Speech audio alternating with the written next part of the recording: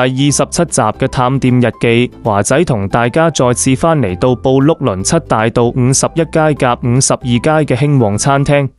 因為今晚華仔要同大家分享2個好消息。第一個好消息就係興旺餐廳而家可以接受糧食券卡支付餐費，歡迎大家嚟堂食或者外賣都可以。而第二個好消息係佢哋呢次推出更多優惠特價菜。興旺餐廳嘅明爐燒臘一向以價廉物美見稱，相信唔少朋友都記得佢哋嘅叉燒只賣9蚊一磅，性價比相當高。負責人表示，今次更新升級特價菜式，希望吸引更多食客入店堂食，感受餐廳豐富多樣嘅美食選擇。而今晚華仔亦親自試食多款招牌菜式，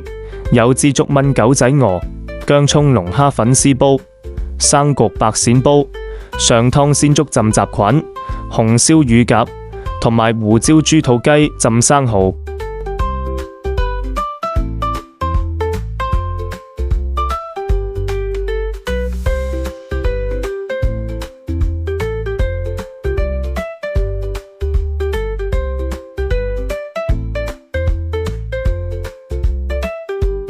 其中最值得推薦嘅係佢哋嘅特價加拿大龍蝦，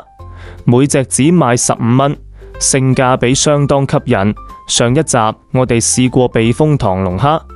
今次華仔就揀咗用粉絲嚟炒龍蝦嘅做法。龍蝦肉鮮甜彈牙，啖啖都食到原汁原味，粉絲吸滿濃郁湯汁，口口都係精華，而且份量十足，當主食完全冇問題。滿足感可以講係滿分。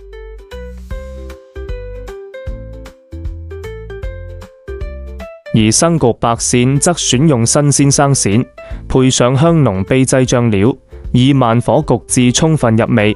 鱔肉嫩滑鮮甜，富有彈性，醬汁均勻包裹住每一塊鱔片，香氣四溢，一開煲就令人垂涎欲滴。胡椒豬肚雞浸生蠔可以講係秋冬時令嘅滋補佳品。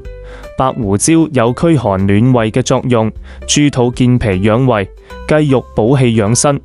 而生蠔有滋陰養血，可以增強體力。興旺餐廳設有多個包房，無論你哋係3、5知己聚會，定係一家大細家庭聚餐，都係唔錯嘅選擇。興旺餐廳出品豐富多樣，價錢親民實惠，而家仲特別推出嘅紅運魚豬肚餐、帝王蟹全家福套餐同埋各款和菜套餐都係經濟實惠。喺節目最後，華仔再溫馨提示大家，興旺餐廳營業時間係由每日早上9點半去到晚上10點鐘，堂食同外賣都可以用糧食券卡支付。